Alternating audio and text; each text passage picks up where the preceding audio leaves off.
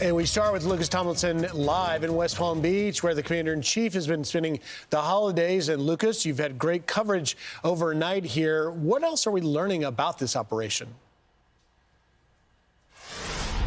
Well, good morning, Griffin. A daring operation in the pre-dawn hours and 2 a.m. local in Caracas, 1 a.m. East Coast time. U.S. Special Operations Forces flew in from off the coast of Venezuela to snatch Venezuelan leader Nicolás Maduro and his wife. President Trump announcing the news on Truth Social a short time ago. I'll read it for our viewers. It says, quote, "The United States of America has successfully carried out a large-scale strike against Venezuela and its leader, President Nicolás Maduro, who has been, along with his wife, captured and flown out of the country. This operation was done in conjunction with U.S. law enforcement. Details to follow. There will be a news conference today at 11 a.m. at Mar-a-Lago. Thank you for your attention to this matter. President Donald J. Trump." And just before the assault force arrived at Maduro's compound, you can imagine the intelligence that U.S. intelligence agency had to have to know where to send the assault force to be able to locate and grab Maduro as well as his wife. You had numerous airstrikes throughout Caracas targeting Maduro's forces at a military base in Caracas as well as an air base, also Venezuela's largest port. And this is something President Trump has been threatening for months. It started with the drone strikes on the alleged drug boats in the Caribbean and the Eastern Pacific, over 24 to date, killing over 100 people. You saw it when U.S. forces seized, as a law enforcement matter, the oil tankers that the Trump administration said were associated with the Maduro regime. The goal is to cut off the drug and oil revenue stream for Nicolás Maduro. And for months, we've heard President Trump say that Maduro must go, and Maduro was very defiant.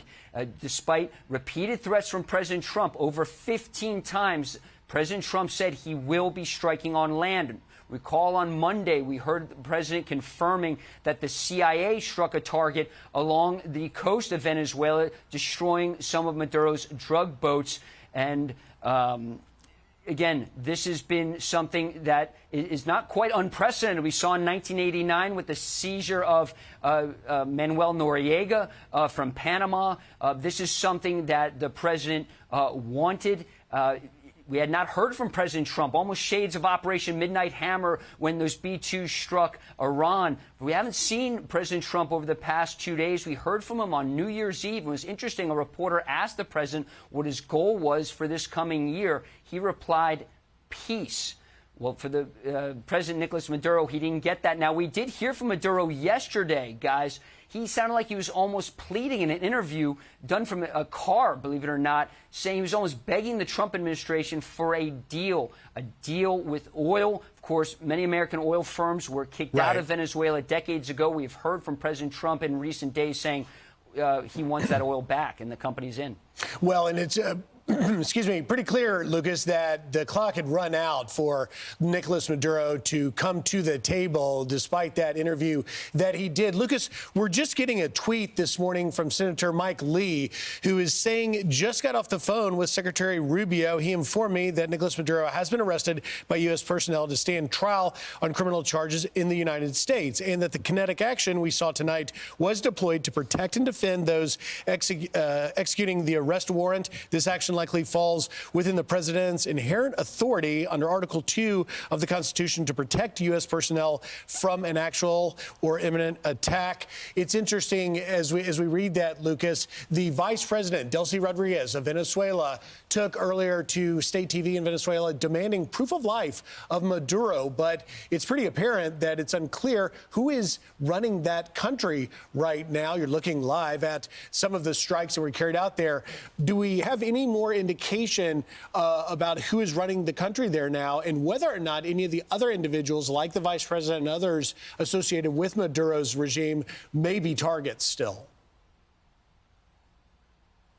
What's notable, that statement from Venezuela's vice president confirming the news from President Trump that President Nicolás Maduro and his wife were seized by that American assault force, likely either the Delta Force or SEAL Team 6, flown by the 160th Special Operation Aviation Regiment, the Night Stalkers, the most elite pilots in the world. It's notable we saw the video of those U.S. Army helicopters flying low over Venezuela under the cover of those airstrikes in darkness, that you didn't see any Venezuelan surface-to-air missiles or AAA anti-aircraft fire. And it's notable, Griff, that I spoke to Elliot Abrams, President Trump's former special envoy to Venezuela recently. He said this was a showdown between President Trump and Nicolás Maduro, and there could only be one winner. And that is why President Trump likely did not back down. You had this large military buildup in the Caribbean. You have about a dozen warships offshore. You have the USS Gerald R. Ford strike group that was rerouted from Europe, came to the Caribbean. You had the USS Iwo Jima amphibious assault ship. You have dozens of helicopters aboard there, of course, dozens of strike aircraft aboard Ford. You also had squadrons of F-35 stealth fighter jets from the Air Force that arrived in Puerto Rico in recent days, from the Air Force, including the Green Mountain Boys from Vermont. You also had the Marine Corps F-35 Bravo version also on the ground in Puerto Rico. She had this large armada and firepower assembled. You had KC-135 refueling planes in the Dominican Republic. President Trump offered no indication that he was backing down from his threat. And President Trump, when he makes these threats, typically follows through. And that's what we saw in the pre-dawn hours this morning. And again, there could only be one winner in this showdown, and it was not Venezuelan President Nicolás Maduro, it appears. So, Lucas, real quick, we understand that that this operation was successful and is over. But do you have the sense that it is, in fact, over with and the firefight is finished? And then where do we go from here? Well, Charlie, the U.S. military likes to operate at night. The pilots would have night vision goggles. The assault force would have had night vision goggles. That is their perfect time to launch these kind of operations, is under the cover of darkness, not because most people are asleep. Likely Maduro and his wife were probably asleep when they blew up the door and grabbed him. So we've heard from Senator Lee also in that thread you just read. He says he was informed by the Secretary of State that the operation is over. It appears the goal was not just to strike the Maduro regime, and that could have almost been a distraction from the main objective, which was to snatch the Venezuelan president and his wife so they could face charges back in the United States. Lucas, back in October, President Trump sent a clear message to Maduro saying this. Mr. President, it has been reported that Maduro offered everything in his country, all the natural resources. He even recorded a message to you in English recently, offering mediation.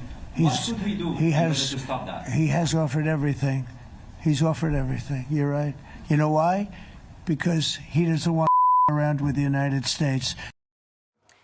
Yeah, the president didn't mince words, Lucas. This is obviously a signature moment for President Trump and his administration, another precise, swift, and seemingly effective military operation. What do you think we can expect to see from the international community in response?